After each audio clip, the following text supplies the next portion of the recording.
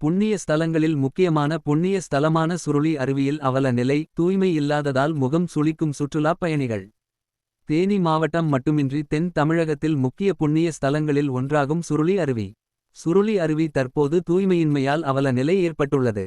இதனால் சுருளி அருவிக்க வரும் சுற்றுலா பயணிகள் முகம் சுளிக்கும் நிலைமை ஏற்பட்டுள்ளது. கடந்த 3 நாட்களுக்கு முன்பு ஆடி அமாவாசை தினத்தை முன்னிட்டு சுருளி அருவியில் பொதுமக்கள் தங்களின் முன்னோர்களுக்காக தர்ப்பணம் செய்தனர்.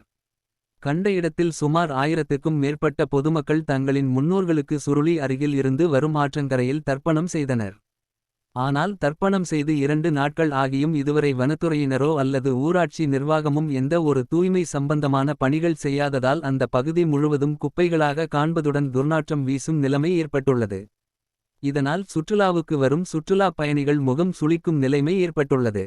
மேலும் தற்போது சுருளி அருவியில் குளிப்பதற்கு வனத்துறையினர் தடை விதித்து உள்ளதால் சுற்றுலா பயணிகள் ஆற்றில் குளிக்கின்றனர். ஆற்றில் குளிக்க செல்லும் சுற்றுலா பயணிகள் செல்லு பாதை முழுவதும் தர்ப்பணம் செய்யப்பட்ட குப்பை கழிவுகள் உள்ளதால் சுற்றுலா பயணிகள் வேதனை அடைந்து வருகின்றனர். இது குறித்து வனத்துறையினர் கேட்ட பொழுது இதை ஊராட்சி நிர்வாகமே சுத்தம் செய்ய வேண்டும் என்று கூறினார்கள். ஊராட்சி நிர்வாகத்திடம் கேட்கும் பொழுது வனத்துறையினர் உள்ளே வரும் பொது மக்களுக்கு 30 ரூபாய் கட்டணம் வசூலிக்கின்றனர். எனவே அவர்கள்தான் சுத்தம் செய்ய வேண்டும் என தெரிவித்தனர். இருவரின் பிரச்சனையில் மக்களின் புண்ணிய ஸ்தலம் குப்பை கூடமாக மாறும் அவல நிலை ஏற்பட்டுள்ளது. மாவட்ட நிர்வாகம் நடவடிக்கை எடுக்க வேண்டும் என பொதுமக்கள் எதிர்பார்க்கின்றனர்.